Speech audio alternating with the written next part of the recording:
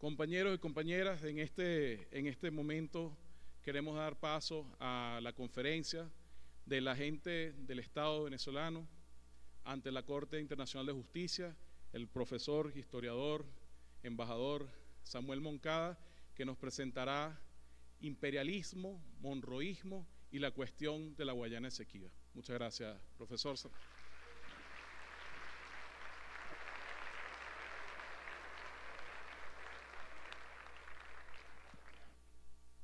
Muy buenas tardes, un honor estar aquí cerrando este evento, a las altas autoridades, a todos los compañeros que han venido de todas partes, a la juventud militar, compañeras y compañeros, todos un honor estar por acá.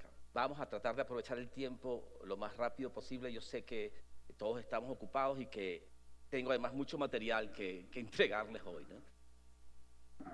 Hoy se cumplen, exactamente hoy, 200 años de el día en que James Monroe, presidente de Estados Unidos, dijo en el Congreso de Estados Unidos lo que se conoce hoy como Doctrina Monroe. Y desde esa época, antes de esa época, como ustedes verán, hasta hoy, hemos vivido un modo en que la potencia del norte, la República de los Estados Unidos de América, se ha comportado con respecto primero a sus propios pobladores, estamos hablando de los esclavos, ¿verdad? Con respecto a sus primeros vecinos, los pueblos indígenas de América del Norte, después con respecto a sus segundos vecinos, los países independientes, como México, que estaban cerca de ellos cuando se iban expandiendo, y luego el Centroamérica, y luego Suramérica, y ahora el mundo. Tenemos un país que tiene 800 bases militares en todo el mundo, que cerca China, que cerca Irán, cerca Rusia, cerca a nosotros en Venezuela, 800 bases militares. Un país que en 242 años de historia, desde 1776 que se fundó, se creó con la Declaración de Independencia, hasta hoy, en 242 años de historia, ha tenido solo 17 años de paz. 17 años de paz en 242 años de historia. 800 bases militares. La historia de las intervenciones de Estados Unidos en el mundo, 400. Más de 400 intervenciones de Estados Unidos militares violentas en el mundo. En América Latina son más de 100. ¿Qué pasa con esta república? ¿Qué es lo que está pasando? No, la doctrina Monroe nos va a ayudar a entender un poco cómo funciona eso. Primero, ¿qué es la doctrina Monroe? Lo que voy a tratar de explicar para que vean a dónde voy es qué es la doctrina Monroe, cómo se relaciona eso con una práctica en el gobierno de Estados Unidos, luego, qué efecto tiene eso en el siglo XIX con el Imperio Británico, donde aparece la rivalidad del Imperio Británico. ¿Y por qué el Imperio Británico? Porque fue el que nos despojó del territorio del Esequibo. Voy a pasar entonces a Venezuela y el Imperio Británico. Luego, al final del siglo XIX, cuando nos despojan del territorio, y cómo la doctrina Monroe entra a Venezuela con una violencia que nunca habíamos imaginado. Luego saltaré, porque no voy a hacer una historia de 200 años completo, al final del siglo XX y comienzos del XXI, hoy, y cómo esa doctrina Monroe hoy se relaciona con Venezuela y con el tema de la Guayana Esequiba. Eso es lo que quiero decir, para entender cuál es la importancia y el peligro que corremos hoy con respecto a esto. ¿Qué es la doctrina Monroe? Mire, primero es una ideología. No es ninguna doctrina, la gente cree que es una doctrina jurídica, un principio internacional. No, nada de eso, es una ideología. Incluso los propios estadounidenses dicen es una doctrina jurídica, pero como decía un senador norteamericano, Henry Cabot Lodge, en 1912, él decía, mire, es una doctrina jurídica porque nosotros decimos que es, y porque ustedes la obedecen, porque nosotros le decimos que la obedezcan, no porque sea doctrina jurídica, sino sin nuestra fuerza no sería nada. Solo es importante porque nosotros le decimos que tienen que obedecerla. Es nuestro poder lo que lo convierte en doctrina. Si la palabra doctrina le queda grande, es realmente una ideología supremacista, una ideología que lo que dice es que los Estados Unidos tienen la facultad, la autoridad, el poder de gobernar el continente, que el continente americano es de ellos. Esta doctrina luego crece hacia el mundo. Pero básicamente es que Estados Unidos justifica su dominio sobre el resto del continente. Primero lo justificó, como vamos a ver, por razones de seguridad. No quiero que los europeos me amenacen, pero luego aparecerán otras razones, que es lo que quiero decir ahora, antes de explicar históricamente. que es la doctrina Monroe, aparentemente es no a los colonialismos europeos, no queremos que Europa se meta en América, eso al principio, pero hay más. ¿Qué más? Viene no de Monroe, viene de la sociedad norteamericana. Lo que quiero que entendamos esto es que hay factores en la historia y en la sociedad norteamericana que son muy peligrosos y que todavía están presentes y que hacen que lo que se llama doctrina Monroe sea mucho más que eso, una ideología de dominio supremacista, racista también. ¿Qué factor? Por ejemplo, la sociedad norteamericana cree, y no ahora, desde incluso antes de la independencia, que están escogidos por Dios, tienen una misión en el mundo, se llama el providencialismo, la predestinación teológica. Ellos creen que Dios les dio una misión en el mundo, se lo creen. Y dicen, nuestro papel en el mundo es llevar la conversión al cristianismo, y traer la civilización a los salvajes, llevar la verdad al mundo, pero nuestro papel también es llevar la libertad. Ellos lo creen. Luego ellos también creen, el providencialismo es uno, Dios nos escogió para esto, somos el pueblo elegido. Luego dicen también, miren, nuestra raza, estoy hablando del racismo puro y duro, que hoy quizás nadie habla así, pero así hablaban en esa época, la raza anglosajona es superior. Nosotros, nuestra casta, nuestra raza, nuestro grupo étnico más racial, ellos hablaban de físico, somos superiores a todas las otras razas del mundo, pero así lo dicen. No nada más a los africanos o a los indígenas, también a los españoles, a los franceses, a los alemanes, los que creen en europeos que se salvan, no se salvan. También ellos creen que son superiores a los europeos, a los rusos, a los africanos, a los asiáticos. Lo creen, y por eso tenemos una misión en el mundo, y la misión es que tenemos que civilizar al mundo. Eso en la época colonial de Estados Unidos se llamaba la ciudad sobre la colina. Somos la nueva Jerusalén, somos una nueva cristiandad, somos más puros, somos mejores. Eso es antes de la independencia. Y tenemos la misión de expandirnos para mejorar el mundo con nuestras instituciones superiores. Esa cultura está ahí. Entonces, antes de que Monroe dijera nada, hay ejemplos como, por ejemplo, cuando se crea la República, y ahí sí creo que podemos entrar en la primera lámina, en América Latina, o América entera, antes de las independencias, fue conquistada por monarquías europeas. Monarquías europeas colonialistas, racistas, etc. Conquistaron los españoles, los portugueses, los franceses, los ingleses, ¿verdad? Tomaron todo el continente, aplastaron a los pueblos indígenas, destruyeron civilizaciones enteras, reformaron y crearon nuevas sociedades, trajeron esclavos de África. Y a final del siglo XVIII, comienzo del siglo XIX, aparece con las ideas de la Ilustración, de la libertad, etc., la idea de que todas estas monarquías son el oscurantismo europeo. Ellos son el atraso, la podredumbre, la decadencia, la oscuridad, y que aparece una nueva manera de organizar el mundo y del poder, que es la república. Entonces, la república, en oposición a la monarquía, representa la libertad, porque el soberano, el rey, es uno solo, que es el soberano él solo sobre el pueblo. No, la república dice, el soberano es el pueblo. La monarquía dice, hay castas y hay aristocracias y hay varones, duques, condesas, sangre azul. No, la república dice, todos somos iguales ante la ley. El soberano es el pueblo, todos somos iguales. La república lo que significa es eso, la cosa pública, que es el poder. La república dice, no, es la libertad. El otro dice, es la palabra de la tiranía del monarca, dice la monarquía. La república dice, no, es una constitución, es una ley para todos igual. O sea, la república aparece a los ojos del mundo y sobre todo en América como la salvación frente a la monarquía. O sea, la primera república es esa que están viendo ahí, la República del Norte. En ese óvalo que están viendo ahí, las 13 colonias anglosajonas, norteamericanas, inglesas, se independizan de la monarquía oscurantista británica. Gran Bretaña, Reino Unido, es lo mismo. Inglaterra, dice uno coloquialmente en español, ¿verdad? Pero es la Gran Bretaña, el Reino Unido y la Gran Bretaña. Y estas 13 colonias crean una república con una constitución. Y para nosotros fue una maravilla, nos deslumbramos. Dijimos, mira, una constitución. La Declaración de Independencia de Estados Unidos dice, porque creemos que todos los hombres son iguales, todos los seres humanos, que ellos decían hombres, no decían hombres y mujeres como hoy, somos iguales. y tenemos el derecho a la búsqueda de la felicidad. Son eran palabras maravillosas, la igualdad del ser humano. Y nosotros decimos, queremos ese modelo en el sur de América.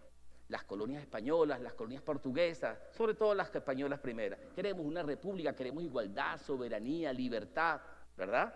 Y nos copiamos el modelo, porque las repúblicas del sur tienen presidencia, constitución, poder judicial, congreso. Nos los copiamos porque queremos ese modelo, la libertad. Entonces la idea era dos modelos: las monarquías decadentes, las repúblicas libertarias, igualitarias, el progreso, la luz, la educación popular, etc. Y pensábamos que éramos hermanos, que esta república del norte grande que estaba creciendo, aunque ahí es muy pequeña todavía, no tenía ni 2 millones de habitantes, iba a ser hermanada con la República del Sur en la lucha por la independencia contra las monarquías, e íbamos a crear una gran alianza de repúblicas en todo el continente de la libertad, el continente de las repúblicas, el continente de la alianza donde todos luchamos contra la opresión europea. Esa era la idea de muchos pensadores en el norte y en el sur, más en el sur sobre todo. Pero en el sur, así como iba a haber una gran república del norte, la idea de los libertadores del sur, sobre todo estoy hablando de los libertadores Bolívar, Miranda, los primeros, ¿verdad? Era una gran república del sur, una sola. Toda la colonia española, el imperio español se iba a transformar en una gigantesca república poderosísima, que iba a ser equivalente a su par en el norte y iba a hacer una alianza de República del Sur y la República del Norte frente a Europa. Pero lamentablemente en el sur ese proyecto fracasó. Las repúblicas se dividieron. La Nueva España se partió en pedazos en Centroamérica, en múltiples países. Nosotros, la Gran Colombia, que es este mapa que estamos viendo acá, esa unidad, que se ve hasta el Esequibo, por cierto, un mapa de 1827, está Ecuador, está Panamá, está la Nueva Granada, que hoy se llama Colombia. Nosotros decimos hoy Gran Colombia para diferenciarla, pero en aquel momento era Colombia y se acabó. Venezuela, Nueva Granada, Ecuador, Panamá, un gran país. Y hacia el sur otros también, el Río de la Plata se esperaba que fuera un gran país. Brasil, que nace como monarquía, se esperaba que luego iba a ser una gran república. Grandes repúblicas poderosas, libres, soberanas. Es el proyecto de los libertadores y es el proyecto bolivariano. Simón Bolívar creía exactamente una gran república gigante, poderosa, que va a expandir la libertad al mundo. También creía Bolívar expandir la libertad al mundo. Bolívar creía que había que llevar la libertad a Cuba, por ejemplo, que no debería haber colonias españolas en ningún lugar de América. Ese es el proyecto, esa es la esperanza, esa es la imagen. Pero ¿qué pasa en la República del Norte? En la República del Norte aparece, desde antes de Monroe, estoy diciendo, Thomas Jefferson, por ejemplo, el que escribió la Declaración de Independencia, dice, 1804, 20 años antes de Monroe, dice, es que nosotros somos el hemisferio de la libertad, pero esta república tiene un hemisferio para sí misma. Él está pensando que la República de los Estados Unidos tiene un hemisferio que es todo el continente para los Estados Unidos. Eso es lo que él está pensando. Y luego dice, estas colonias españolas son débiles y tiene la teoría de la fruta madura que está a punto de caer del árbol. Y dice, la primera fruta madura que nos interesa es Cuba. Y ya está diciendo, en 1804, Cuba tiene que ser nuestra, debemos conquistar Cuba. Y esta no se parece a lo que yo estoy contando, lo que conté antes, ¿verdad? Esto no se parece a que todos vamos a ser libres, todos vamos a ser iguales. Él lo que está pensando es cómo me expando en el territorio.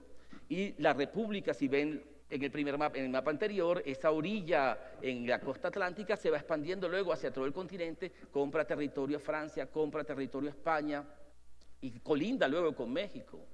Aquí estamos viendo, esta república se expande hacia la izquierda, hacia el oeste, ¿verdad? Le quita a los pueblos indígenas todas sus tierras, compra la Florida, que era española, se la compra España, el centro, que era Luisiana, francés, se lo compra Francia, y todas estas posesiones españolas que dice ahí en inglés, el amarillo, posesiones españolas, tiene la ambición de tomarlas. Entonces, cuando Monroe en 1823 dice lo que dice, él lo que está diciendo es, no queremos colonización, esto es un documento, lo dijo en el Congreso, debemos por consiguiente al candor y las amistosas relaciones existentes entre los Estados Unidos y esas potencias europeas, declarar que consideramos cualquier intento por su parte de las potencias europeas de extender su sistema. ¿Cuál sistema? El sistema monárquico, decadente, a cualquier porción de este hemisferio, de este continente, como peligroso para nuestra paz y seguridad. La idea es que Todas esas monarquías decadentes tienen que salir del hemisferio, tienen que salir del continente. Y dice, vamos a respetar las que ya existen, pero no queremos recolonización, no queremos nuevas colonizaciones. Y los latinoamericanos, la República del Sur, dicen, sí, yo estoy de acuerdo. Incluso en esa época le proponen a Estados Unidos, mira, vamos a hacer una alianza de repúblicas. Y Estados Unidos dice, no, es que con ustedes no. O sea, yo tengo mi proyecto particular. ¿Y cuál es ese proyecto? Vamos a ver la siguiente imagen.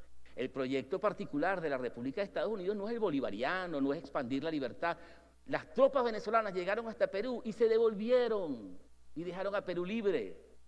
No tenían la ambición de apropiarnos de Perú. Llegaron a Bolivia y se devolvieron. No queríamos que Bolivia fuera gobernada desde Caracas o de Bogotá, a pesar de que queríamos una república. Era la autodeterminación de los pueblos lo que estamos hablando nosotros. Pero acá lo que le dije a ustedes de los prejuicios aparece ahora en 1845. Esas ideas estaban ahí, no fue que este señor las inventó. Este señor lo que pasa es que lo escribió muy bien en un artículo y todo el mundo lo cita de ahí en adelante. Un periodista que se llama John O'Sullivan, en 1845, en un periódico escribió un artículo que se llama Anexión, y él lo que dice es, hay un montón de tejanos en Texas se llamaba en esa época, un montón de norteamericanos entraron a Texas, y eso era México. Y él dice, mira, México tiene un título, tiene derecho a esas tierras, pero esos títulos son viejos y no sirven para nada frente al vigor y la fuerza de esta cultura anglosajona que está entrando ahí. Nosotros tenemos un derecho que nos dio Dios a tomar esos territorios por la fuerza, porque somos más fuertes. Y ese derecho a expandir la civilización nuestra, que es superior sobre estas razas inferiores que son débiles, porque nosotros los anglosajones somos más fuertes, eso se llama el destino manifiesto que Dios nos dio. Y con ese destino manifiesto, que de ahí en adelante se llama el destino manifiesto hasta hoy, John O'Sullivan dice, el cumplimiento de nuestro destino manifiesto, el que Dios nos dio, es extendernos por todo el continente, no México, todo el continente, que nos ha sido asignado por la providencia, por Dios, para el desarrollo del gran experimento de libertad y autogobierno. Es un derecho como el de un árbol a obtener el aire y la tierra necesarios para el pleno desarrollo de sus capacidades y el crecimiento de lo que le está destinado. Es decir, el derecho de ellos es el derecho de la fuerza, como el de un árbol que pide aire y tierra. Los derechos de los demás no cuentan. Incluso ese artículo, si se lo pueden leer porque es muy corto, es muy bueno, porque él dice, tiene que salir Inglaterra de Canadá, tiene que salir Inglaterra a las islas del Caribe, tiene que salir Francia del continente, todas esas islas, España tiene que salir, le tenemos que quitar hasta las Islas Canarias, no nada más Cuba, las Islas Canarias también se las tenemos que quitar, todo el continente, nada debe quedar aquí de Europa, y todo debemos ser nosotros. Incluso termina diciendo, en 1845, dice, en 1945 vamos a hacer un continente y una sola república de 350 millones de habitantes, era visionario, donde nadie se va a atrever a retarnos, vamos a ser lo más poderoso del mundo. Eso lo dice ahí, en ese artículo. Con esa visión pasamos a esta imagen, mire esta imagen, esta es la invasión de Estados Unidos a México. Ellos creyendo que Dios los apoya y que son más fuertes y que las razas inferiores, indígenas, españoles, todo el mundo, todos los que no sean anglosajones, nadie se salva. Van y le quitan su territorio a México, la mitad del territorio mexicano se lo quitaron en 1847. Pero esa ideología permaneció. Por victoriosos ahora ellos dicen, nosotros necesitamos expandirnos. Esa es la única misión que tenemos y se han venido expandiendo desde esa época hasta acá.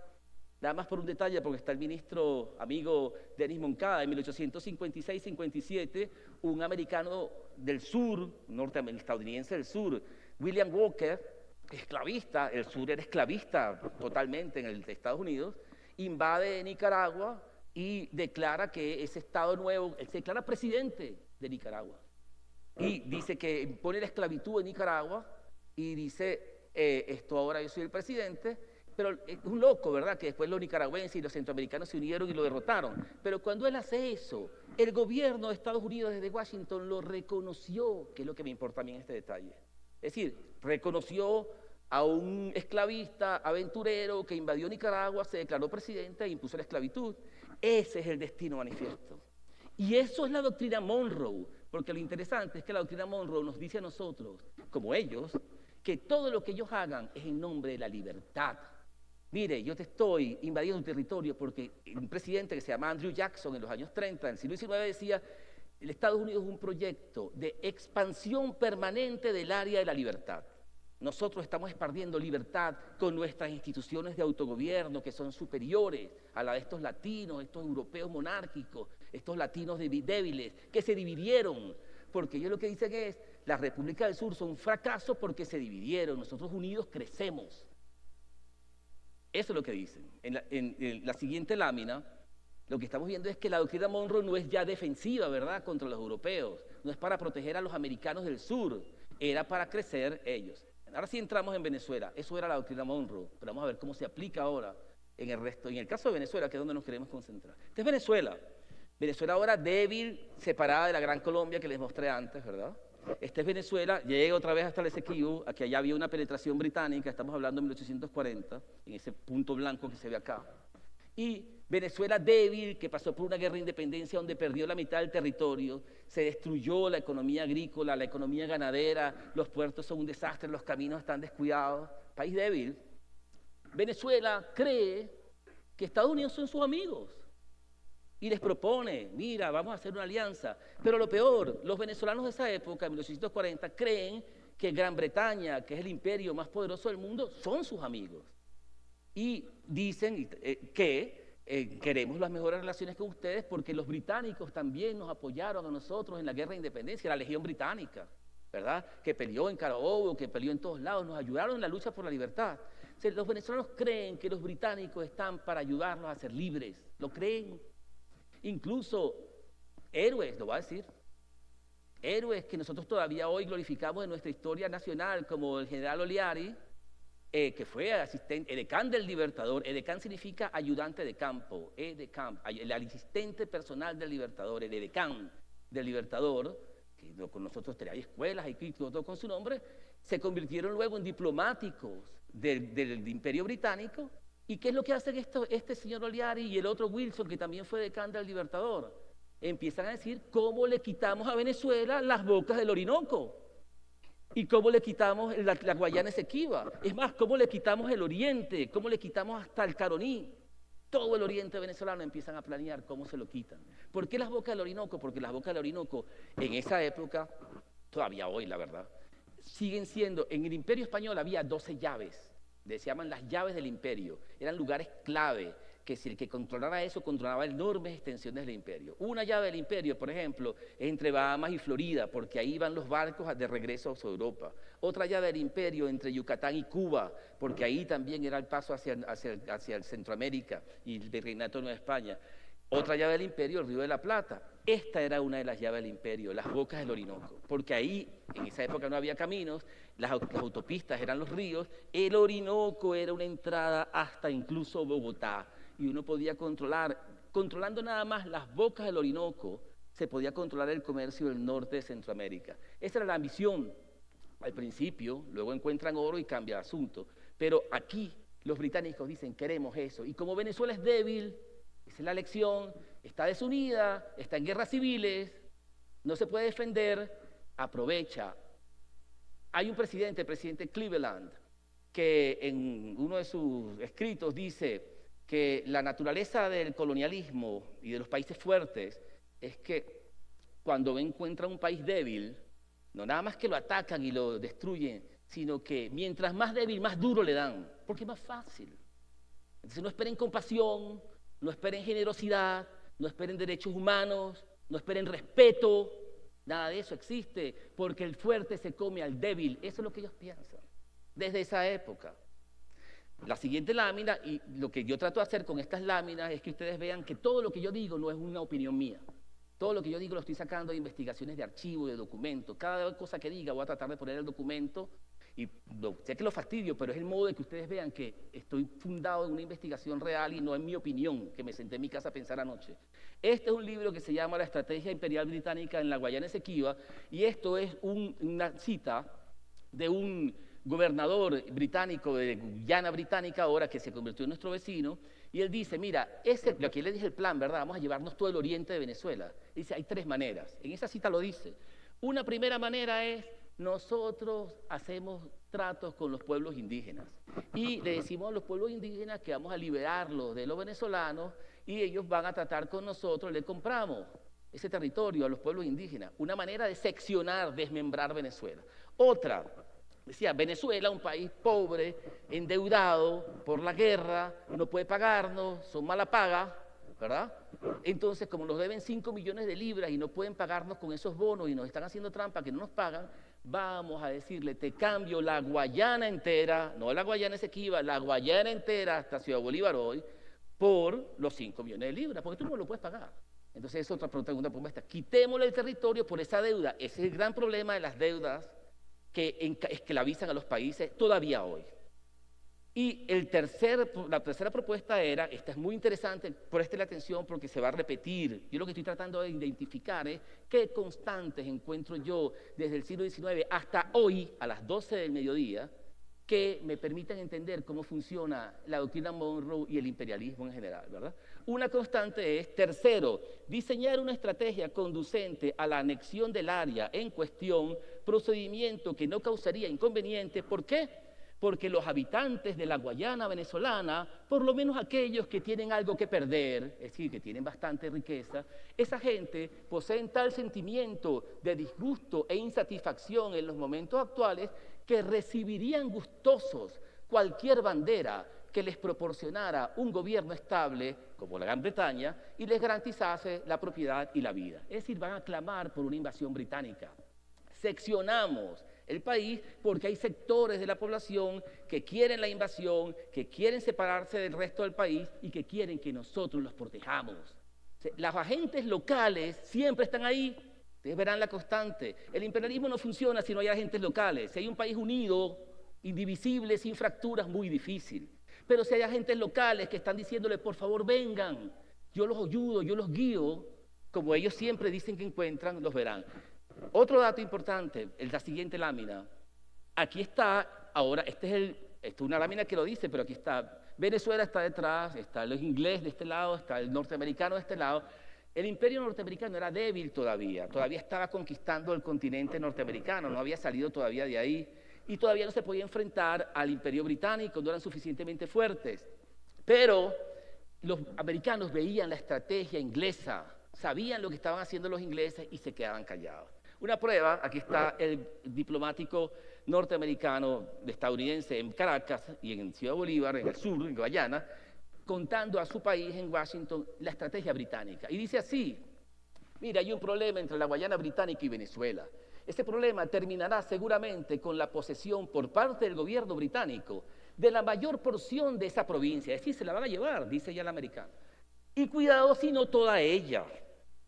Por otra parte, se cree que el gobierno inglés ve con aprobación las intrigas de su agente diplomático acreditado aquí, quien está sindicado de haber promovido en grado no pequeño, la rebelión de 1846, como también la defección, cambios y confusiones que han caracterizado toda la acción del Poder Ejecutivo. Y dice así, todo ello, ¿por qué los británicos intrigan, los diplomáticos se meten a conspirar políticamente en Venezuela? Todo ello con el fin de desmembrar a la República y lograr un grado de desestabilización, una palabra extraña en esa época, que una palabra muy moderna, lo usaba el americano, lograr un grado de desestabilización que favorezca el proyecto de incorporar las provincias orientales de Cumaná y Barcelona, no estamos hablando nada más de Guayana, y a la isla de Trinidad y de la Guayana venezolana a la colonia británica del mismo nombre, es decir, la Guyana británica. Lo que está diciendo el americano es, el inglés está conspirando para desmembrar a Venezuela, para seccionarla, para partirla, y va a tener éxito. ¿Por qué? Porque cuenta con agentes locales que le están pidiendo también que quieren que los ingleses invadan. Esa es la estrategia británica, y funcionó, miren, vean. Aquí lo que vemos es cómo en este primer cuadro era lo que ocupaban los británicos usurpando territorio en 1820-30, y luego en 1840 dicen que son dueños de esta superficie. Venezuela reclama, ¿verdad? Pero Venezuela es débil y Venezuela le tiran ultimátum que si no aceptas esa línea te vamos a invadir. Y luego siguen avanzando y ocupan, dicen que son dueños de esta parte del territorio. Y en 1887 siguen avanzando y dicen que esta parte del territorio acá, eso es hoy el Callao, Tumeremo, Huasipati, todo lo que hoy es Venezuela, pero hasta ahí se estaba metiendo. Y luego, en 1899, un tribunal les entrega todo este territorio que es el que ocupan de facto hoy. Miren cómo comenzó, miren cómo terminó, y aquí están, esta es la superficie, y aquí están las líneas, que no es el caso hoy contar el cuento de Schomburg, las líneas distintas que fueron avanzando hasta acá, la máxima aspiración, y luego retroceden hasta acá, que es la línea de hoy, ¿no? Lo que quiero contarles es la estrategia de cómo se la quitaron, no el cuento territorial, eso es otra historia. Pero, ¿cómo? ¿Por qué se pierde? Aquí está. En 4 momentos los británicos, cuando los venezolanos reclamaban, le decían, si no aceptas te invado, porque tengo la marina más poderosa de la tierra, como era en efecto la marina británica, en 1850, en 1887, en el 93 y en el 95. Ahora, en el 95, cuando también le dicen que es la máxima aspiración, que se metieron hasta adentro completo, y le dicen, vamos a invadir, entonces ahí los venezolanos venían pidiéndole a sus hermanos del norte, ¿verdad? Ayúdenme, la doctrina Monroe dice que no más colonización, el imperio europeo oscuro, decadente, me está recolonizando, necesitamos la ayuda de nuestros grandes hermanos del norte. Y esto le decían, mire, lamentablemente no puedo. Incluso, como ven, sí sabían lo que estaba pasando, el norteamericano contaba cómo eran los británicos tratando de llevarse todo. Pero en el 95, los norteamericanos dicen, momento, ahora sí, vamos a intervenir. Y aquí está la caricatura que muestra la escena política de un militar norteamericano torciéndole el rabo al imperio británico, que es el león británico, y aquí están otros países de Europa celebrando que el gran imperio británico se encontró con alguien que lo está molestando. Esta caricatura es de 1896.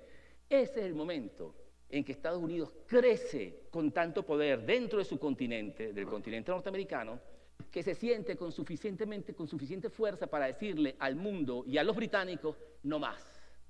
Ya no es defensivo. Ahora, quien manda en este continente soy yo. Tú no mandas más, mando yo. Es el momento donde el león joven saca al león viejo, por decirlo de algún modo. El nuevo imperio, porque es importante, teníamos las monarquías coloniales, ¿verdad? Oscuras, decadentes, y las repúblicas libertarias, jóvenes y prometedoras. Pero este monstruo que aparece acá, que es el imperio norteamericano, es una república imperial, es una república colonialista, es una república que ataca a otras repúblicas. Eso no lo conocíamos nosotros. Nosotros pensamos que las repúblicas eran para liberarse de los imperios coloniales, europeos decadentes, pero no que las repúblicas eran para tragarse a otras repúblicas. Y esto es lo que está apareciendo, una república que en nombre de la libertad aplasta a sus vecinos. Eso es lo que está ocurriendo. Entonces, Estados Unidos le dice a Gran Bretaña, literalmente en un telegrama, el secretario de Estado de Estados Unidos, Olney, dice, hoy, ¿por qué interviene, verdad? Esperó 100 años, pero ¿por qué en ese momento? Hoy Estados Unidos es prácticamente soberano en este continente y su fiat, es decir, sus órdenes, son ley, es ley. Nosotros hoy mandamos, no en Norteamérica, no en las 13 colonias, no sobre México, en todo el continente. Ya está, es nuestro, mandamos. No para defender a los europeos, no, mandamos porque nosotros somos los poderosos, es el destino manifiesto. Y dice, ¿por qué mandamos? Porque con sus infinitos recursos de los Estados Unidos, combinado con su posición aislada, que tiene 2 océanos que la protegen, lo hacen dueño de la situación y prácticamente invulnerable frente a cualquiera o todas las demás potencias. Ya no tenemos miedo que nos invada nadie, somos invulnerables, tenemos poder, ahora damos nosotros las órdenes. Y dice, esta superioridad se pone en peligro si otras potencias europeas quieren hacer lo que están haciendo en Venezuela, ¿no?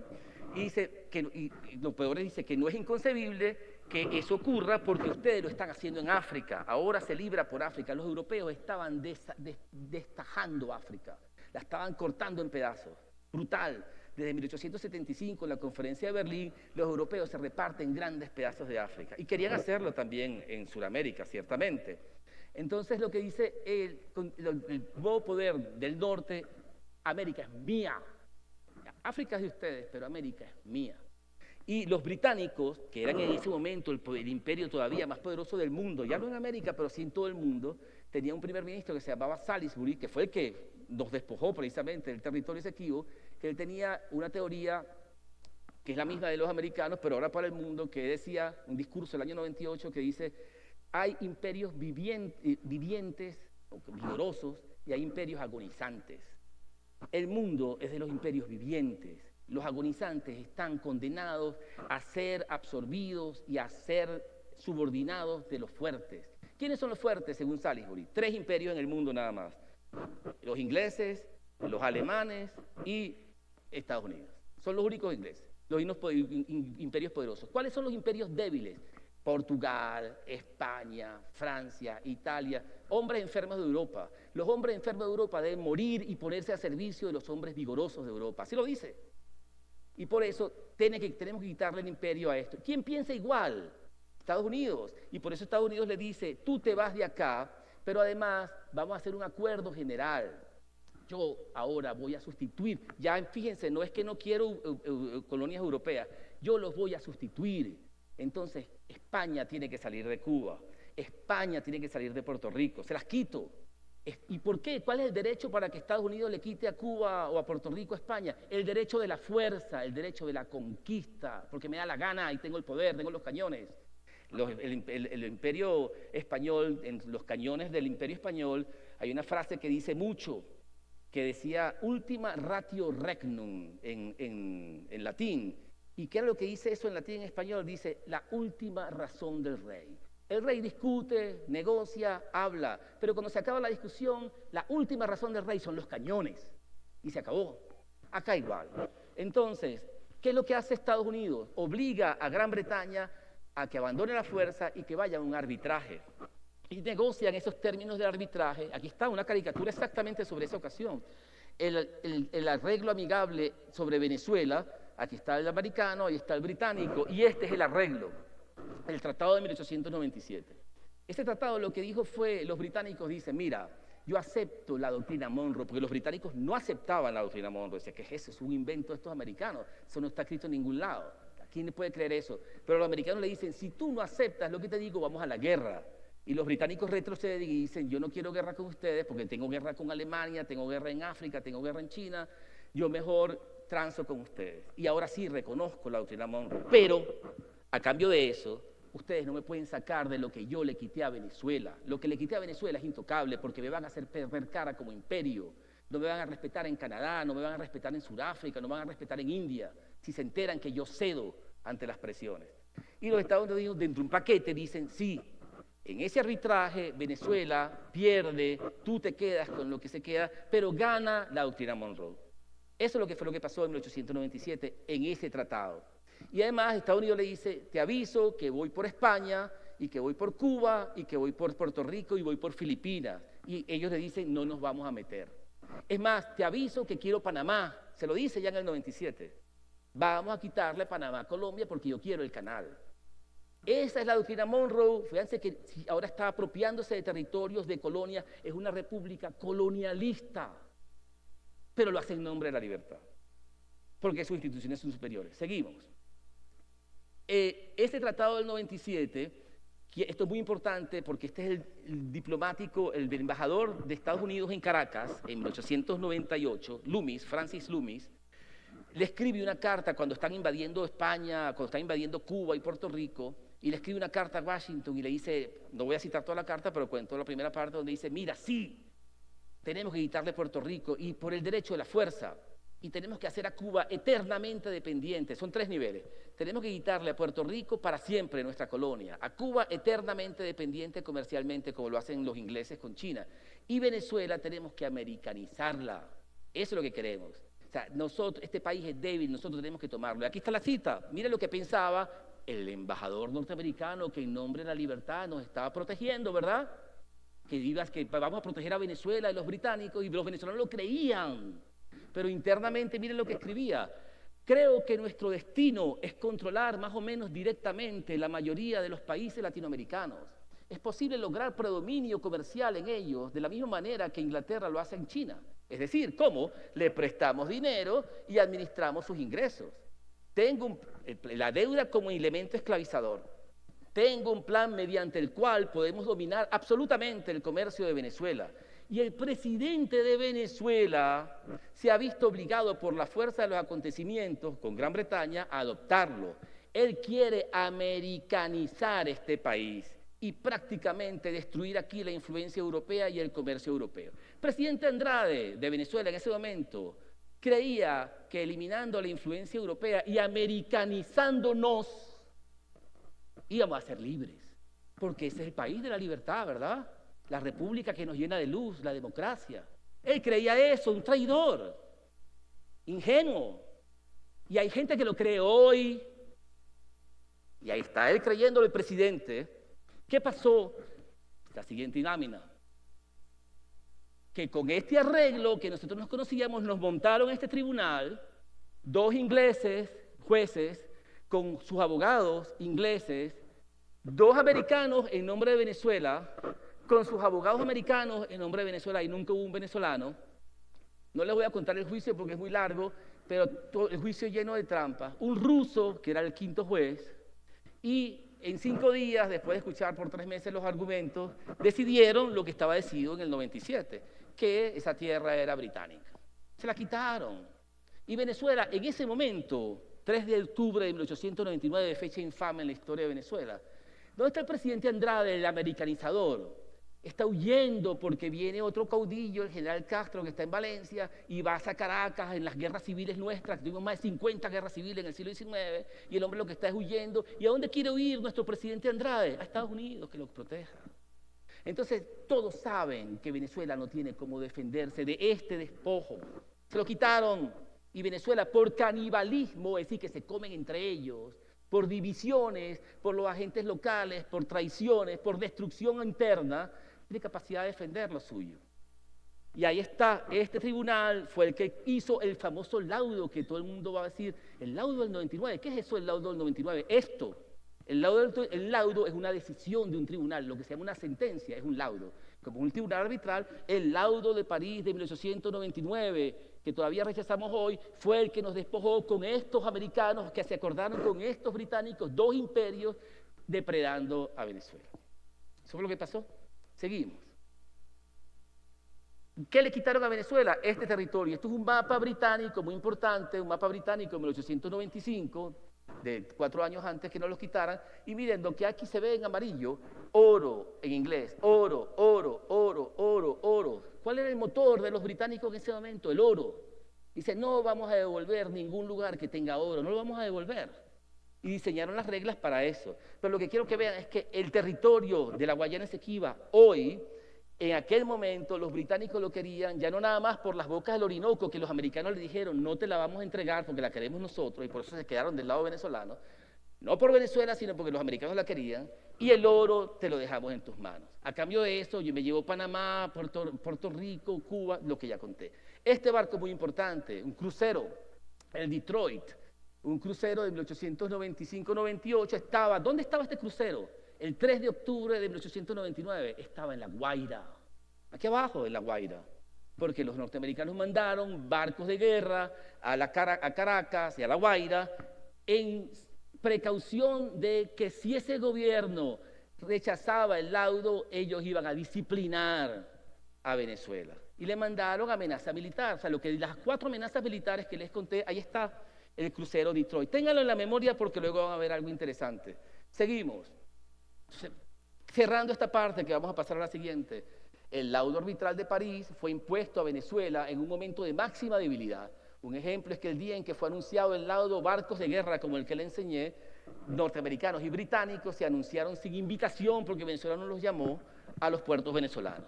Una de las lecciones más amargas de esta historia es que las divisiones entre venezolanos, las guerras civiles, el canibalismo, el entreguismo a los intereses extranjeros fueron aprovechados por las potencias dominantes para despojarnos con impunidad, es decir, no pagaron por el despojo.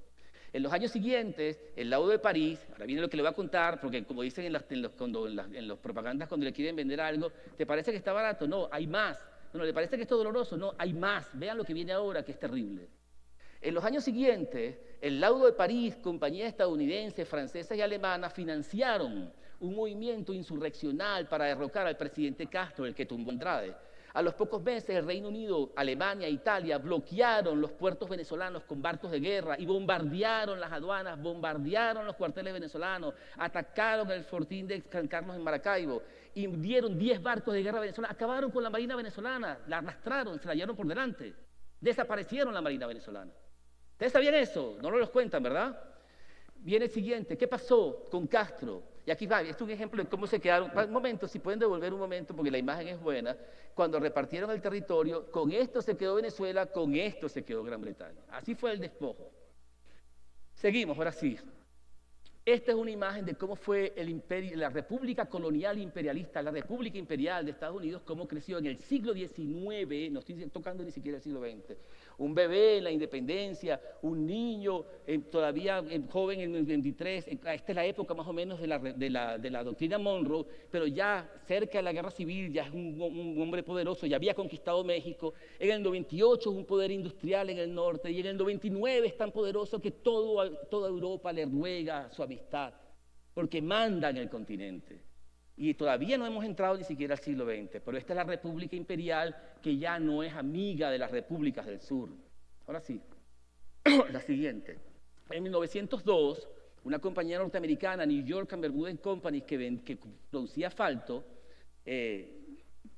paga, junto con una compañía francesa, Cable Francés de Comunicaciones, y una compañía alemana, paga por conspirar contra el gobierno de Cipriano Castro. Paga como $500,000 les dio.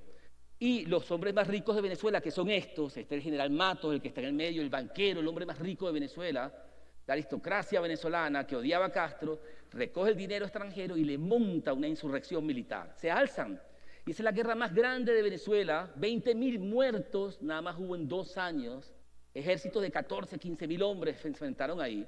Y esta gente se lanza contra Castro, pero en 1902, en la Batalla de la Victoria, el general Castro, el presidente, los derrota. Y derrota a las fuerzas pagadas por Estados Unidos, por las compañías de Estados Unidos, Alemania y Francia. 20.000 muertos, eso destrozó la economía venezolana, ¿verdad? Venezuela entonces estaba llena de deudas, débil, mucho más que lo que todas las deudas anteriores. Entonces aparecen, después que de Castro derrota a los que eran pagados por los extranjeros, entonces vienen los extranjeros y le dicen, me paga mi deuda. Y como Venezuela no tenía para pagar, bloquean las costas. Ahora sí, estos son los ejércitos de la Libertadora. Mire, aquí está, en diciembre de 1902 y enero de 1903, barcos de guerra británicos, es decir, Gran Bretaña, Inglaterra, alemanes e italianos, bloquean Caracas, Puerto Cabello y Maracaibo, se reparten eso y bombardean. Aquí está una imagen francesa de cómo era el bombardeo a Maracaibo en el fuerte San Carlos, más de 200 muertos, hunden la flota venezolana, como les cuento, y el presidente Castro hace un esfuerzo por luchar contra los extranjeros y lanza esta famosa proclama que quizás todos conocemos hoy, de 1902 en diciembre, donde dice, me la sé de memoria al principio, venezolanos, la planta insolente del extranjero ha hollado el sagrado suelo de la patria, y le pide a los venezolanos que se unan en la lucha contra la invasión extranjera. Salieron muchos de las cárceles de la oposición, salieron a la Plaza Bolívar a jurar lealtad a la patria y a unirse a las fuerzas militares para defender a Venezuela. Pero las fuerzas eran enormes y Castro tuvo que ceder, esa es la verdad. Porque lo que pasó en la siguiente imagen es que Castro le dice, ¿a quién? A sus buenos amigos de Estados Unidos, protégeme, doctrina Monroe, necesito que me protejas, porque los europeos me van a invadir. Mira, me están destruyendo las costas. Y Estados Unidos le dice, yo te protejo, pero tú tienes que pagar tus deudas. Y Castro nombra a este señor que está aquí, que era Herbert Bowen, el embajador de Estados Unidos en Caracas, y le dice, protégeme de los europeos, tú te nombro mi representante plenipotenciario, así con todos los poderes, para que tú negocies esa deuda por mí. Y Bowen va a Washington y se reúne, aquí están desplumando a Venezuela, ¿verdad?, europeos, y la doctrina Monroe viendo desde lejos sin meterse, y Bowen dice, sin preguntarle a Castro, yo reconozco esas deudas completas, yo las pago. Y sin él le preguntó siquiera. Y firma lo que se conoce como el protocolo Bowen, donde Venezuela se compromete a pagar todas esas deudas. ¿Cómo la va a pagar si no tiene dinero? Le meten los extranjeros en las aduanas, controlan las aduanas, y por los siguientes 13 años le quitan 1/3 de los ingresos por aduanas de Venezuela. Se lo quitan. Expropiado para pagar la deuda. Por 13 años Venezuela pagó la deuda, pagando por las aduanas. Le expropiaron las aduanas, literalmente. Un elemento más vergonzoso de la historia de Venezuela. Castro tuvo que ceder y nombró a un gringo para que lo representara porque somos nuestros mejores amigos, ¿verdad? Eso fue lo que ocurrió. A partir de eso, Roosevelt no le gustó lo que pasó al presidente de Estados Unidos Digo, yo no voy a permitir que vengan más europeos a bombardear puertos venezolanos y de aquí en adelante, cada país que tenga deudas, yo soy el que voy a administrar el pago de esas deudas. Yo no voy a dejar que ustedes se metan en la aduana ni que bombardeen nada. Y sacó lo que se llama el corolario Roosevelt a la doctrina Monroe. ¿Qué es lo que dice? Es lo que dice es, mira, nosotros somos el país civilizado del continente. Nosotros somos el país fuerte, este continente es nuestro. Si hay países salvajes que no cumplen con sus obligaciones, no voy a permitir que los europeos vengan a castigarlos. Los castigo yo. Yo soy el policía internacional de aquí en adelante. Esa es la doctrina Monroe con el corolario Roosevelt. Estados Unidos es el policía del continente y quien se porte mal, él es el que lo disciplina, no europeos. Y así termina. Es posible que un comportamiento impropio, crónico o una impotencia que dé lugar a una relajación general de los vínculos a una sociedad civilizada requieran, en última instancia, en América como en cualquier lugar, la intervención de alguna nación civilizada, porque nosotros no somos civilizados, somos bárbaros, ¿verdad? Y en el hemisferio occidental, la adhesión de los Estados Unidos a la doctrina Monroe, que ya conocemos, puede obligar a los Estados Unidos, aún con renuencia, a ejercer la autoridad de policía internacional. Aquí mando yo y yo soy el que disciplino. Y eso lo hizo en 1904, que había un problema parecido con República Dominicana, con Santo Domingo. En Santo Domingo, no, ustedes no entran, entro yo. Y quien le quitó la aduana a Santo Domingo fue Estados Unidos. Y le pagó a los europeos, pero el administrador de la aduana era Estados Unidos. Y aquí está el policía internacional, ahora Estados Unidos, y aquí estamos los latinos, mírenos, muertos de hambre, miserables, y ellos mandando sobre nosotros. Esta es la doctrina Monroe, así que nos ven. Siempre nos han visto así. Quien no crea eso se engaña. Seguimos.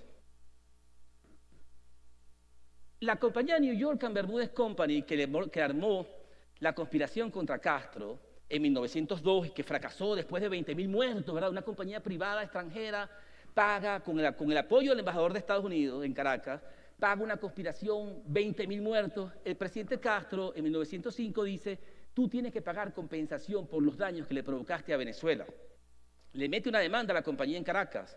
La compañía que dice que me proteja los Estados Unidos de este salvaje que me quiere expropiar. Entonces Estados Unidos, con Teodoro Roosevelt a la cabeza, dice: sí, ya no aguanto más a este señor. Un montón de insultos que le tenían de encima. Salvaje, mono, etcétera.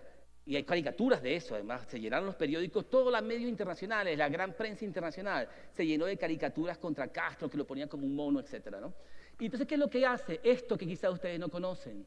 El presidente de Estados Unidos ordenó un plan de invasión a Venezuela. Ahora la invado yo. No va a ser los europeos, la invado yo. Y aquí está, que por favor las academias militares deberían estudiar este plan. El plan de invasión a Venezuela en aquel momento costaba con 12.000 hombres, que iban a ser 7.000 de caballería, 2 escuadrones, 7.000 de infantería, 2 escuadrones de caballería, 2 baterías de artillería, cuerpo de señales, cuerpo de ingenieros. Tenían un plan de distracción que iban a decir que iban a invadir Santo Domingo, pero no, se iban a reunir en Puerto Rico, le iban a caer directo a La Guaira de sorpresa. Y en La Guaira iban a entrar a medianoche, iban a subir por el Abra de Catia a pie marchando hasta Caracas, que Caracas no tenía casi soldados porque el presidente Castro tenía enemigos internos que todavía estaban haciendo la guerra en distintas partes del país y las fuerzas de Castro estaban dispersas en el interior, iban a tomar por sorpresa la cabeza. Aquí está. Ese plan tiene varias páginas, hay que estudiarlo para ver cómo los Estados Unidos pensaban que podían tomar Caracas, Puerto Cabello, los puertos del centro, y secuestrar a Castro, llevarlo a Estados Unidos y juzgarlo, como lo hicieron al general Noriega en Panamá 100 años después. Y este es el fin del plan, que me parece muy interesante porque ya vimos lo que decían los británicos, ¿verdad? Siempre hay unos agentes locales que están rogando porque los británicos, ¡ay, ojalá hubiéramos sido ingleses! Yo conozco mucha gente que dice: si los ingleses nos hubieran conquistado, hubiéramos sido mejores. Yo conozco gente que dice eso. Y aquí está, el agregado militar norteamericano escribe: los últimos informes procedentes de Venezuela afirman que Castro y su partido han disgustado al pueblo venezolano de tal manera que todos los extranjeros y una gran mayoría de nativos acogerán con satisfacción la intervención americana como un alivio a una situación que no podría ser peor.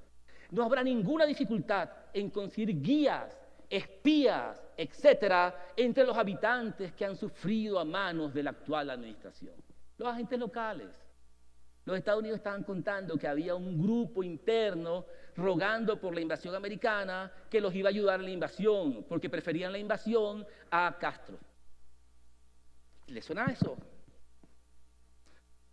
Y voy a terminar este periodo para saltar más adelante, porque no es la historia de toda Venezuela, ¿verdad? Que en 1908 Castro estaba enfermo, no podía tratarse en Venezuela, tuvo que ir a Alemania a tratarse una enfermedad, y su compadre, el vicepresidente, general Juan Vicente Gómez, le da un golpe de Estado. 14 de diciembre de 1908, lo saca. Y nada más voy a terminar para que vean cómo cambió la situación. Este es un documento que quizá ustedes no conocen. Este documento es el embajador de Brasil en Caracas, que le está escribiendo al embajador de Brasil en Washington, y le dice, el general Castro, el general Gómez, derrocó al general Castro, le tumbó, le sacó el poder, lo traicionó, porque era su compadre, y mire cómo están juntos ahí, tenían toda la vida juntos, eran los mejores amigos, lo traicionó.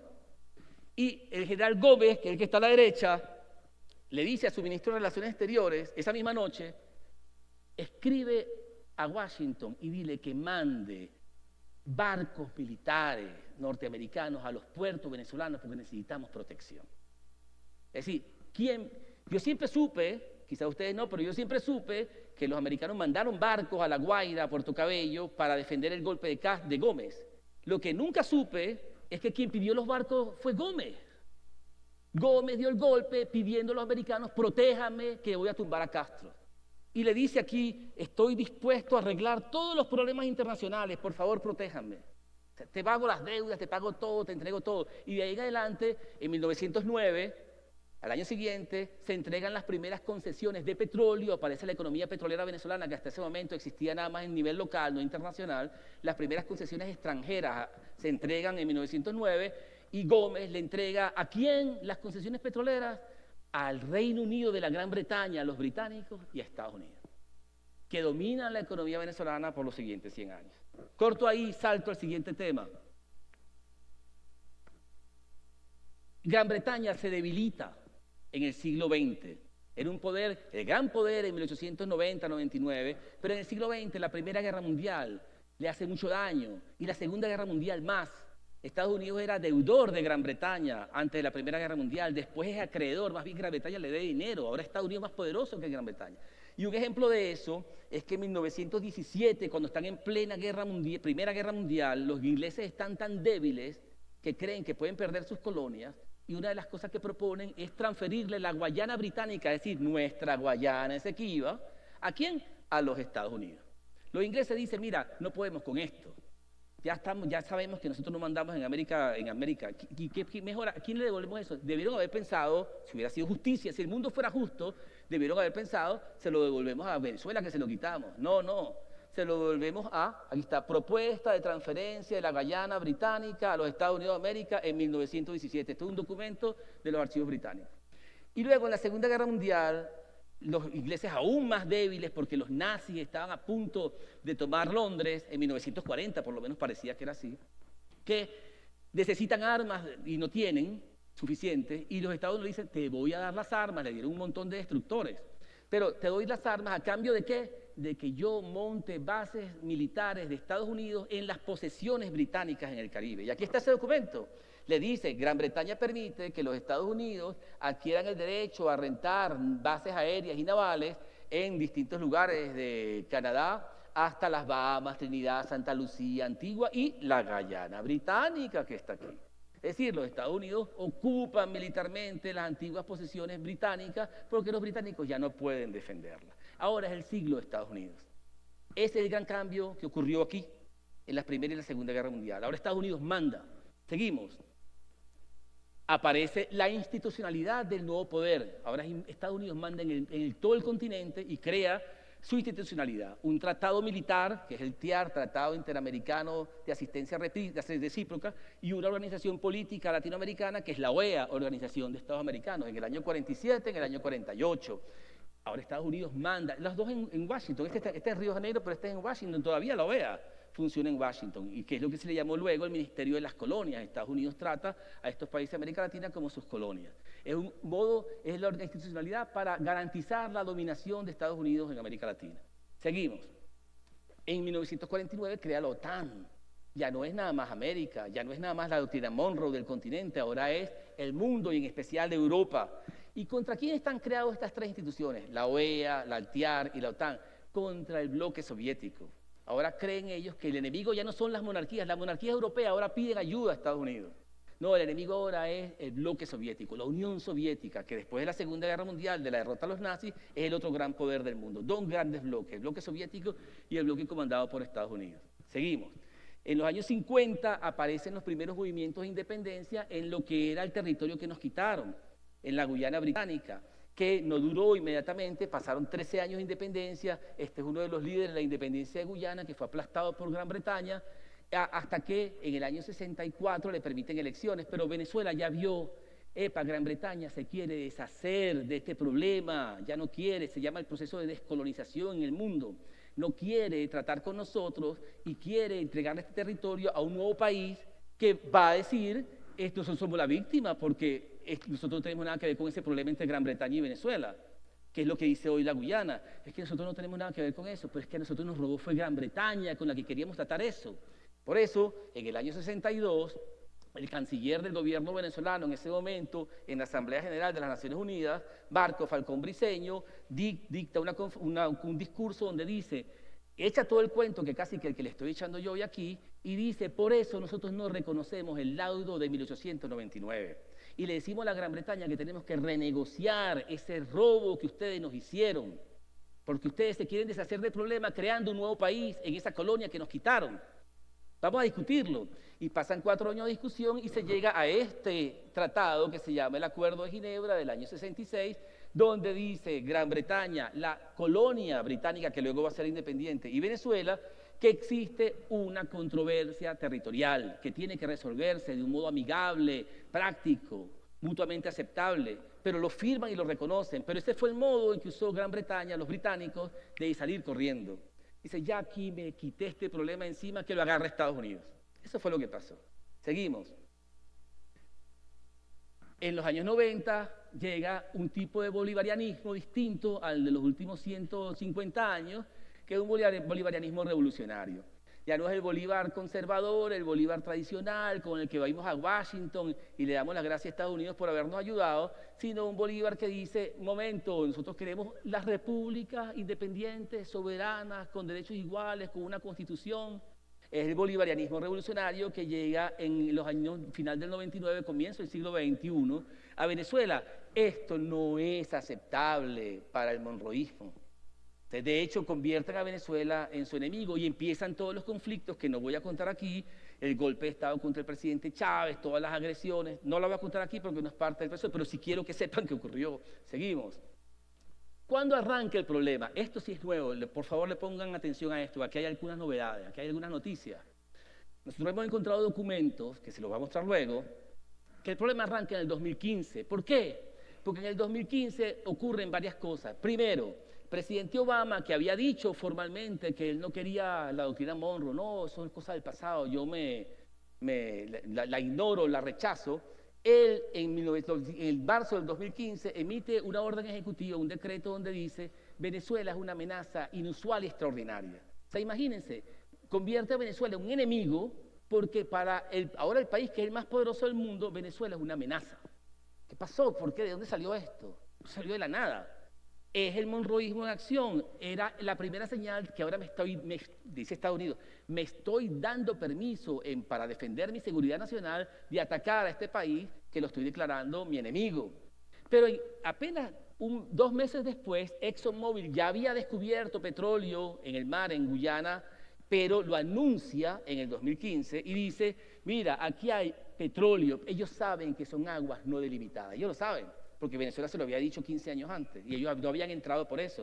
Pero Exxon, junto con Obama, le declara la guerra al presidente Chávez y su venganza es, me voy a meter por el costado de tu herida abierta. ¿Cuál es tu herida abierta? La frontera no delimitada con Guyana. Y anuncia eso. Esto quizás no lo saben. En septiembre de ese mismo año, Rex Tillerson, que es el presidente de Exxon, se reúne con el nuevo presidente de Guyana, que es Granger, donde se reúnen en la ONU en septiembre del 2015 y planean una estrategia. La estrategia es cómo nos sacamos el petróleo, cómo sacamos a Venezuela y cómo presionamos a la ONU para que cambie el modo en que se practica el Acuerdo de Ginebra. Eso es muy importante. El Acuerdo de Ginebra se había practicado por 50 años, las dos partes se ponen de acuerdo, que si un método de negociación, bueno, la comisión mixta, ok, no funcionó, otro método de negociación, facilitadores o el buenos oficios, muy bien. Guyana propuso la Corte Internacional de Justicia en 1982, Venezuela le dijo que no, está bien, no se puede, porque las dos partes tenían que estar de acuerdo y el secretario general lo aceptaba. Pero aquí deciden ellos que vamos a presionar a las Naciones Unidas para que cambie eso. Eso no lo sabía ni yo mismo hasta hace una semana. Ok, el plan es este, terminar con el Acuerdo de Ginebra. Le paga a Exxon los abogados para que hagan el plan jurídico, presionar a la ONU para que cambie junto con el Departamento de Estado, porque Guyana no hace la presión. Eso es lo que quiero que entiendan. Guyana no es el enemigo es Guyana es el instrumento del grande que lo usa. Porque si nadie va a presionar, Guyana no tiene capacidad para presionar a la ONU, es el Departamento de Estado quien lo hace, y es Exxon quien lo paga, y en nombre de la Exxon es quien lo hace. Y en el 2016 hay una segunda reunión ¿de quién? De Tillerson, otra vez, presidente de Exxon, con Granger otra vez, y en diciembre, qué raro, ¿verdad? En septiembre la segunda reunión, en diciembre el secretario general de las Naciones Unidas, Ban Ki-moon, rompe con la tradición del Acuerdo de Ginebra y dice, yo los voy a mandar a la corte si ustedes no se ponen de acuerdo en un año. Lo dice. Y acá, esto es en diciembre, en febrero, apenas 2 meses después, Trump nombra a Tillerson, presidente de Exxon, lo nombra secretario de Estado de los Estados Unidos, jefe del Departamento de Estado, jefe de la política exterior norteamericana, para que ponga en práctica ese plan. ¿Entienden lo que estoy diciendo? El presidente de Exxon ahora es el secretario de Estado de Estados Unidos. No es Guyana. Guyana se presta, es el socio minoritario, pero el grande es Estados Unidos. Y entonces, ¿qué es lo primero que dice Tillerson? La doctrina Monroe es lo mejor que hay. Yo estoy de acuerdo con la doctrina Monroe, lo vamos a aplicar. Esa es mi nueva política. Y en el 2018, Antonio Guterres ratifica lo que ya había decidido Ban Ki-moon y nos manda a la Corte Internacional de Justicia. Y ese mismo año ya tenían trabajando los abogados, ¿verdad?, pagados por Exxon, meten la demanda en la Corte Internacional de Justicia, que la cual se la acepta en el 2020. Y el gobierno, y ahora vamos a esto, que es lo de hoy, el gobierno de Trump desata su estrategia de máxima presión contra Venezuela. Porque escuchen, por favor, no es el Esequibo, es Venezuela. Los ingleses querían el Esequibo y la Guayana Esequiba. No, querían Trinidad, querían Barcelona, querían Guayana, querían Monagas, querían Anzoátegui, querían la mitad de Venezuela. Quien crea que esto es nada más la Guayana es el desmembramiento de Venezuela, es el petróleo de Venezuela. No el petróleo del mar del mar de la costa no delimitada, es el petróleo de Monagas, el petróleo de Maracaibo. Eso es lo que quieren, eso es lo que decía John Bolton. Todo ese petróleo es mío. Seguimos. ¿Esto de dónde lo estoy sacando? ¿Lo inventé yo? No, señores. Esto lo escribió este señor que está acá, que es el ministro de Recursos Naturales de Guyana, se llama Rafael Trotman, que escribió este libro que se llama Del Destino a la Prosperidad, donde él dice, como a él lo acusaron de robarse ese dinero en Guyana, dice, yo voy a echar el cuento completo. Qué lástima que los venezolanos se vayan a enterar de esto que era secreto, pero lo tengo que contar porque ustedes me están diciendo que yo soy ladrón. Dice él en su libro. Y entonces, ¿qué es lo que él dice? Eso, en algún momento, a principio, no le voy a citar todo el libro, ¿verdad? Nada más una parte. En algún momento, a principios del 16, no puedo recordar la fecha, se me informó que Exxon vendría a Guyana. Y luego dice, me informaron en una reunión celebrada entre miembros de la delegación y el más alto funcionario de Exxon, que es Tillerson, que luego fue secretario de Estado, al margen de la Asamblea General de la ONU, en septiembre del 2015, que los asuntos de la presencia de Exxon en el mar de Guyana y el descubrimiento de petróleo en mayo del 2015 y el plan de producción, junto con las posibles amenazas que enfrenta la reclamación infundada de Venezuela sobre la región del Esequibo, fueron el centro de la discusión. Ahí se hizo el plan. Él lo dice. Y él dice, el plan fue exitoso, funcionó. Y por eso yo me reivindico, dice él, porque me están acusando de ladrón, pero yo soy el que le estoy quitando el Esequibo a Venezuela. Lo dice porque yo escogí a Exxon con Granger y yo planeé en la ONU y le metimos presión a Ban Ki-moon y se cambió. Él lo dice. O sea, no me crean a mí, es él, guyanés. Seguimos. Aquí está el documento de Exxon pagándole los $18 millones a Guyana para el plan general. Eso no es nada más abogado, eso es el plan diplomático, por eso es que agarran aviones y aparecen en África, en Asia. Es todo el plan de comunicaciones, todo. Aquí está. Ese es el documento, seguimos. Exxon financia la estrategia de Guyana contra Venezuela. Aquí está el documento de Ban Ki-moon a finales del 16, donde dice, Ban Ki-moon cambió toda la política del Acuerdo de Ginebra por la presión de Exxon, Tillerson, etc. Y dice así, si a finales del 17 el secretario general llega a la conclusión que no se ha alcanzado progreso significativo en llegar a una solución a la controversia, entonces elegirá a la Corte Internacional de Justicia como el próximo medio de solución, salvo que su gobierno y el gobierno de Guyana solicitaran conjuntamente, que era lo que no se hacía antes, con que uno bastaba, que no se haga. Nos mandó a la Corte sin preguntarnos.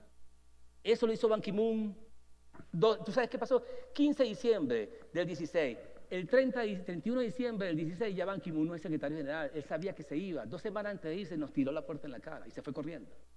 Eso fue lo que pasó. Seguimos. Aquí está Guyana, que se presenta como víctima. No, Venezuela es imperialista, es un país grande, me quiere quitar mi territorio. Se unió a la estrategia de Trump para desestabilizar a Venezuela y en la OEA votó 16 veces para tumbar el gobierno de Venezuela. 16 veces. Y se unió al Grupo de Lima y de 45 comunicados firmó 16 comunicados contra Venezuela. Entonces, ¿ellos estaban defendiendo su territorio o estaban tratando de destruir el gobierno venezolano? Si fuera a defender su territorio, no hacen esto. Se unieron a la estrategia de destrucción de Venezuela. La reconquista de Venezuela, Guyana participó. ¿Es Guyana la que está reconquistando a Venezuela? No, es Estados Unidos, es la doctrina Monroe. Pero entendamos dónde está el enemigo. Seguimos. Aquí está Tillerson, que era presidente de Exxon y luego secretario de Estado, y él dice en su primera entrevista, no, la doctrina Monroe, mira, nos hemos olvidado de la importancia de la doctrina Monroe y lo que significa para este hemisferio, para mantener esos valores compartidos. Así creo que fue tan relevante hoy como el día en que se escribió. ¿Y cuáles son los valores? Según él, los valores son los que mucha gente cree todavía, la libertad, la democracia, la república, eso es lo que creen. Y él dice, la estoy rescatando, seguimos. Entonces, Trump, de ahí 17 en adelante, máxima presión contra Venezuela. Intervención militar, intento de asesinato del presidente Nicolás Maduro, reconocimiento de un gobierno títere que inventaron por 60 países. Voy rápido, ¿verdad? Porque eso lo conocemos.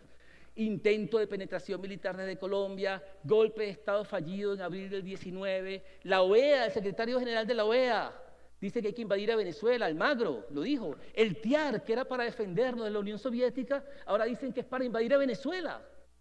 Lo usaron con una amenaza de invasión multinacional, bloqueo económico con las medidas coercitivas unilaterales, en medio de la pandemia, nos querían matar por hambre, por enfermedad, no podemos comprar equipos médicos, no podemos comprar vacunas, no podemos comprar alimentos, no podemos comprar nada.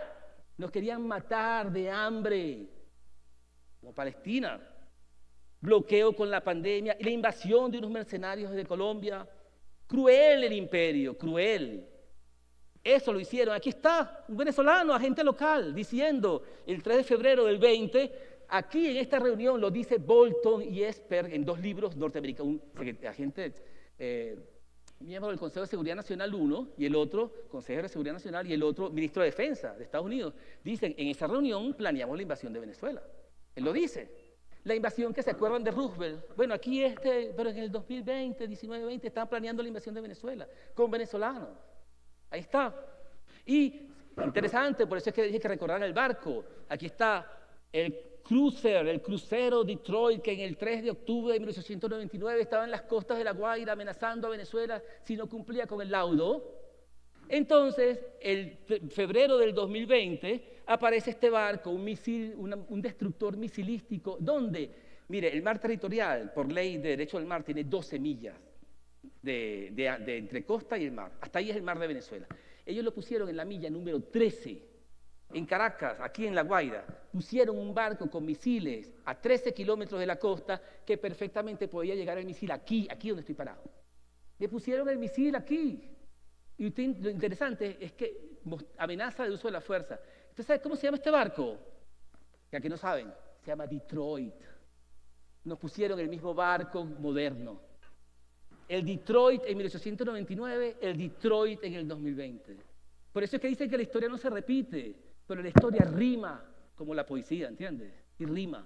Ahí está rimando. La independencia de Venezuela pasa por la defensa del bolivarianismo. Y este señor que está aquí es el líder de la independencia de Venezuela hoy, el presidente Nicolás Maduro.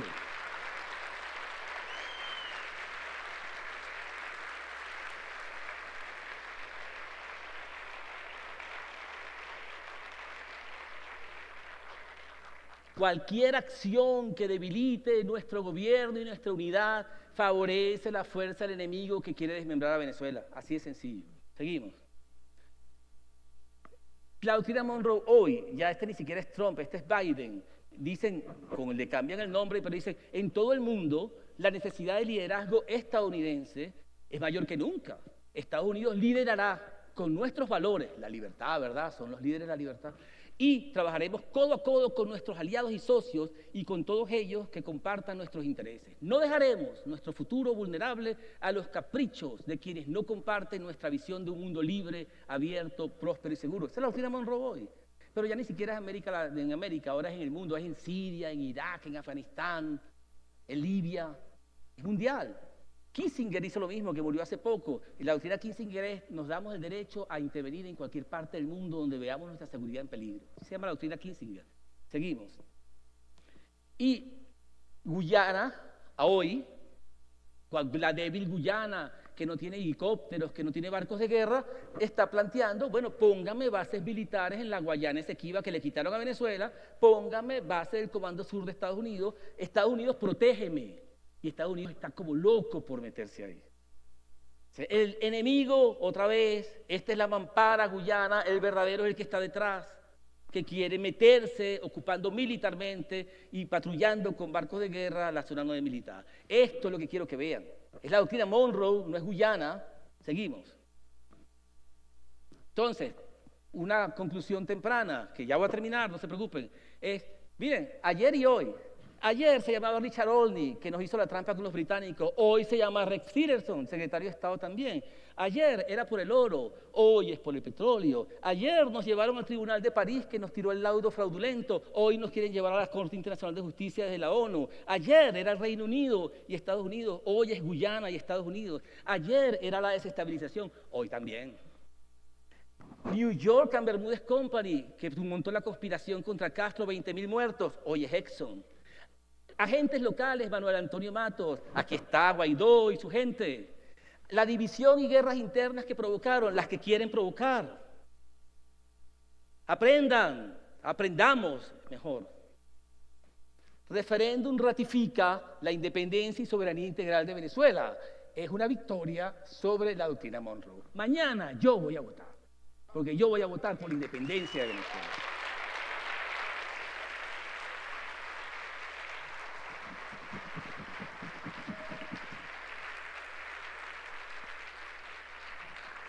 Y todos vayamos a votar, por favor. 200 años de historia nos están esperando mañana. Un abrazo.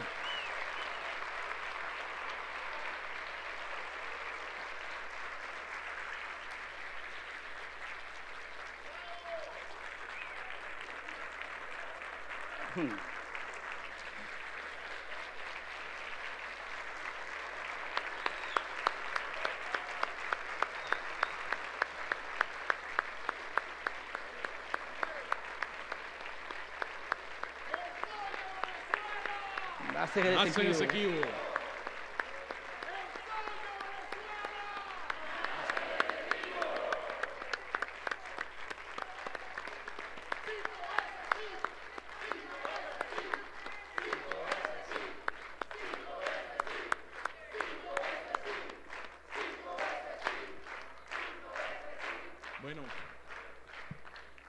Bueno, vamos a darle las gracias y otra vez un aplauso a nuestro embajador y agente del Estado, Samuel Moncada. Gracias, Samuel, por esta importantísima